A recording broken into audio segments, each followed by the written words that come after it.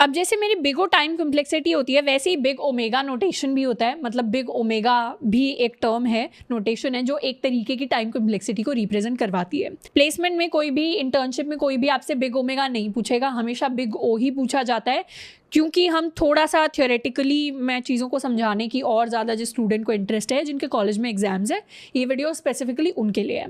अब big omega notation क्या कहता है? बिग ओमेगा नोटेशन मेरा लोअर बाउंड को रिप्रेजेंट करता है। अपर बाउंड तो मैंने निकाल ही लिया। लोअर बाउंड क्या होता है? लोअर बाउंड यानी बेस्ट केस टाइम कॉम्प्लेक्सिटी, इसको मैं कह सकती हूँ कि अगर मेरी बिग ओमेगा, ओमेगा को कैसे लिखते हैं? ओमेगा को ऐसे लिखते हैं।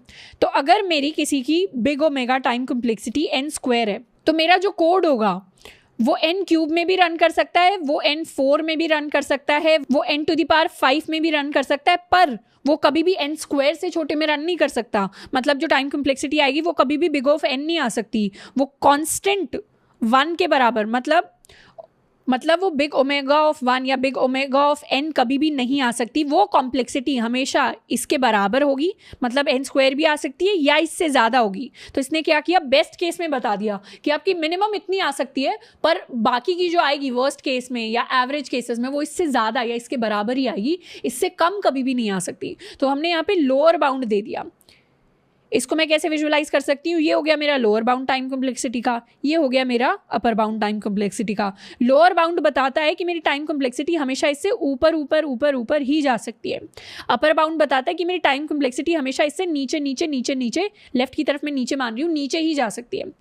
या इसको मैं फ्लिप कर दूँ, अगर अपर बाउंड कहता है कि टाइम कॉम्प्लेक्सिटी हमेशा इस वैल्यू से नीचे ही जाएगी, लोअर बाउंड कहता है टाइम कॉम्प्लेक्सिटी इसके बराबर या इससे ऊपर ही जाएगी। अब ये तो हो गया मेरा बिग ओमेगा नोटेशन, ये भी हम निकाल सकते हैं, इसके भी अपने कुछ मैथमेटिकल टर्म्स होते हैं, हम जाकर बुक के अंदर पढ़ सकते हैं।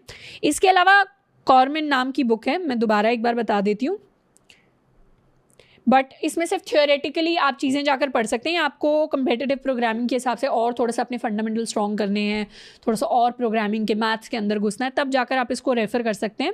अगर एक्स्ट्रा टाइम नहीं है स्पेंड करने के लिए तो फिर आप इंपॉर्टेंट क्वेश्चंस ही प्रैक्टिस करें। अगर एक्स्ट्रा टाइम है तब हम जाकर इस पर उस टाइम को इन्वेस्ट कर सकते हैं। अब इसके अलावा एक तीसरी टाइम कॉम्प्लेक्सिटी भी होती है। एक होती है बिग ओ, एक होती है बिग ओमेगा, एक होती है बिग थीटा। क्या कहते हैं इसको? Big theta.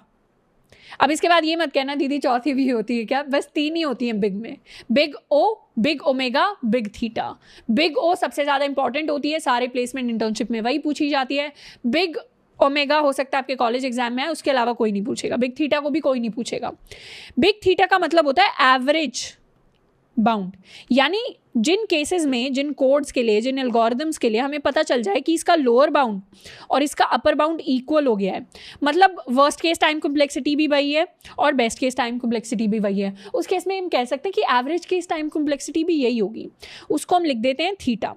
जिस केस में मुझे पता चल गया कि बिग ऑफ n स्क्वायर में कोड चलता है वर्स्ट केस में और big omega of n square में कोड चलता है बेस्ट केस में, उस केस में मैं कह सकती हूँ कि इस जो कोड है इसकी time complexity big theta of n square के बराबर है। बस इतना मतलब होता है। ये मेरी एवरेज केस टाइम कॉम्प्लेक्सिटी कहते हैं इसको हम कहते हैं बेस्ट केस टाइम कॉम्प्लेक्सिटी, और सबसे इंपॉर्टेंट है हमारी big O which is my worst case time complexity. अब इतनी ही चीज़ें थी सीखने के लिए। अब जैसे बिग ओ होता है वैसे ही स्मॉल ओ भी होता है। स्मॉल ओ या मेरा स्मॉल ओमेगा या मेरा स्मॉल थीटा, पर ये भी नहीं पूछे जाते प्लेसमेंट इंटर्नशिप में। बेसिकली ये होता है कि टाइम कॉम्प्लेक्सिटी को, इस फंक्शन को आप कितना ज़्यादा टाइटली एनालाइज कर सकते हैं।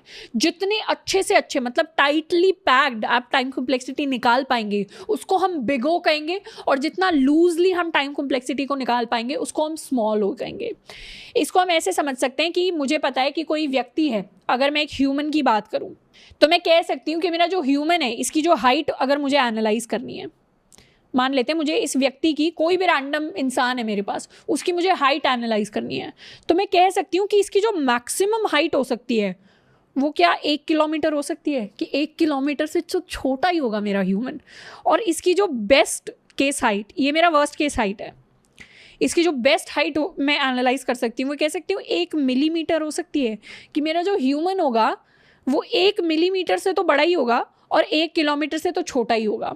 तो इसको मैंने कह दिया कि मैंने लूजली, मतलब पक्का पक्का मेरे को पता नहीं है, बहुत बड़ा डिफरेंस होता है 1 मिलीमीटर 1 किलोमीटर में, पर हाँ इन दोनों के बीच में ही लाई करेगा। बोला तो सच ही है पर थोड़ा सा लूज बोल दिया, मतलब बहुत बड़ी रेंज दे दी है। ये हो गया मेरा केस 1। केस 1 में मुझे किसी रैंडम व्यक्ति की हाइट बतानी थी। एक केस 2 ले लेते हैं। केस 2 में मुझे क्या करना है, अपने पड़ोसी की हाइट बतानी है, जिसको मैं दिन में 2 बार देख लेती हूँ कि हाँ घूमने जाते हैं बाहर सड़क के ऊपर।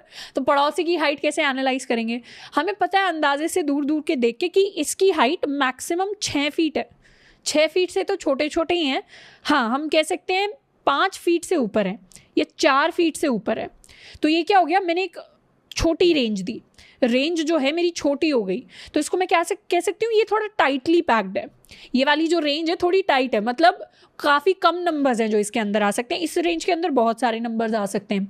तो इसको मैं कह सकती हूँ this is my tight bound, this is my loose bound. अब जो भी हमारी बिग ओ वाली कॉम्प्लेक्सिटीज़ होती हैं वो इस रेंज में लाई करती हैं, मतलब टाइटली पैक्ड होती हैं, और जो स्मॉल ओ वाली होती हैं वो हमारी लूजली पैक्ड होती हैं।